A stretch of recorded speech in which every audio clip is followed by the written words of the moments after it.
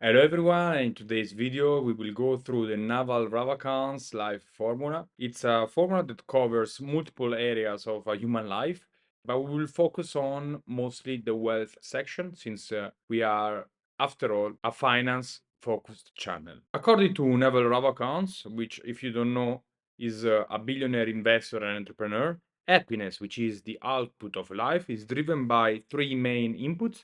The first one is health. The second is good relationship, and third one is wealth. In terms of health, he suggests to focus on three main points: exercise, diet, and sleep. Basically, guide us to do some resistance training exercise, sport, have a good diet, which he suggests to be plant-based, have intermittent fasting, and also sleep 8 to 9 hours following the circadian rhythm without alarms. But we are here to focus on the wealth section.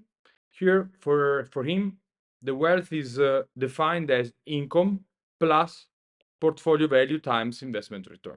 In terms of income, he suggests that is accountability plus leverage plus specific knowledge. So accountability is how much you're in charge of your own future, basically.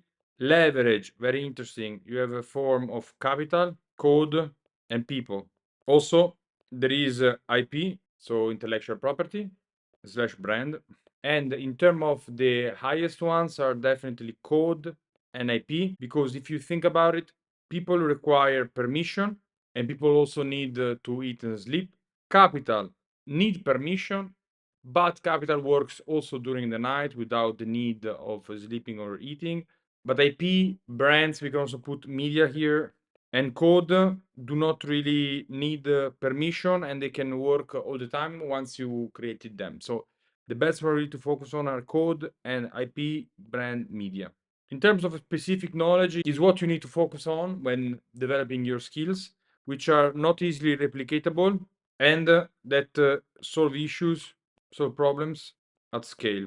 In terms of portfolio value and return on investment, we have the buy and hold, which is the overall strategy that he suggests, meaning that once you decide to invest in a company, you do not take out the capital that you invested into it, because this will ensure the compounding effect to kick in and it will avoid exiting before an extraordinary growth.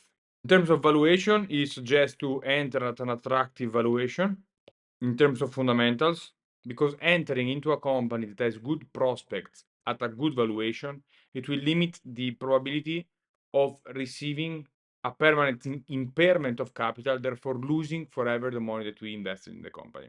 Another point that will reduce the risk in investing in a company is the margin of safety, which is the difference between the fair value and the market cap, which is basically the price per share times number of shares. So once this margin of safety is big enough, we will ensure that we enter into a company with a buffer that will prevent us to make mistakes in entering in a company at a valuation that is built on subjective knowledge and opinion. Therefore, the bigger this buffer, the bigger our protection against our own mistakes. So, to recap, happiness is driven by health, good relationship, and wealth. And wealth is driven by income and portfolio value times return on investment. The income is driven by accountability, leverage, and specific knowledge.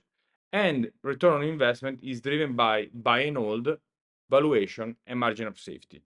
Focus on these main drivers, and you will increase your probability of having financial success. And with that, guys, if you want to know more, there is a link in the description below. But for now, have a great day and see you soon. Cheers.